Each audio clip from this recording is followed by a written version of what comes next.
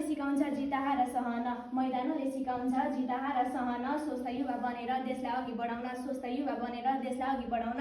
धन्यवाद। कुशल कार्यक्रम सञ्चालितज्यू, यस गरिमामय सभाको सभाध्यक्षको आसनमा विराजमान आदरणीय सभाध्यक्ष प्रमुख अतिथिज्यू, विशिष्ट अतिथिज्यू, धुलोमा हराएका फलामका कर्णहरूलाई चुम्बकले टपक्क टिपे जस्तै गरी विद्यार्थीहरूको शब्दलाई टपक्क टिप्न सक्ने निष्पक्ष निर्णायक मण्डली, यहाँ उपस्थित आदरणीय गुरुवर्ग, मेरा प्रतिस्पर्धी तथा अप्रतिस्पर्धी मित्रहरू, आज मिति 2082 पौष 17 गते यस बुलबुले बहुमुखी क्याम्पसको सभा हलमा आयोजित बुलबुले बहुमुखी क्याम्पसको सभा हलमा मदन भण्डारी स्पोर्ट्स एकाडेमीद्वारा आयोजित लागु पदार्थ दुर्व्यसन न्यूनीकरणमा खेलकुदको भूमिका विषय वक्तृत्व कला प्रतियोगितामा सहभागी हुन पाउँदा म अत्यन्त गौरवान्वित भएकी छु।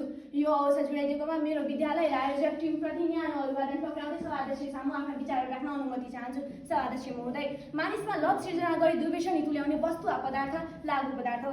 सामान्यतया शारीरिक, मानसिक स्वास्थ्य, चेतना र अनुभूतिलाई विकृत तुल्याउने पदार्थलाई लागु पदार्थ भनिन्छ। लागु पदार्थ अन्तर्गत चरस, गाँजा, भाङ, अफिम, कोकाइन, हेरोइन जस्ता पदार्थहरू पर्दछन्।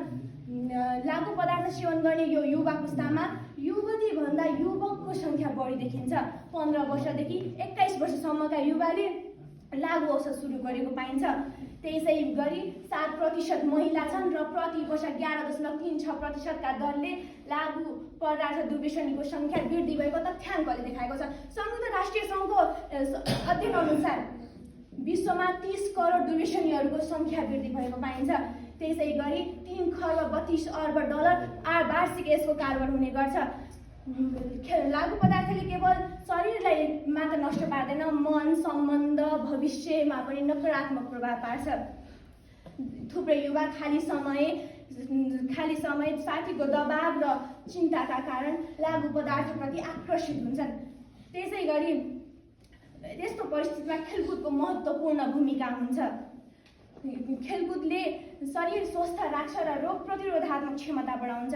जब मानिसहरू खेलकुदमा आबद्ध हुन्छन्, उनीहरूको तनाव घट्दै जान्छ, उनीहरू सकारात्मकतर्फ उन्मुख हुँदै जान्छन्, उनीहरूको मानसिक क्षमता वृद्धि हुँदै जान्छ। खेलकुदले साथै अनुशासन र आत्मनियन्त्रण पनि सिकाउँछ।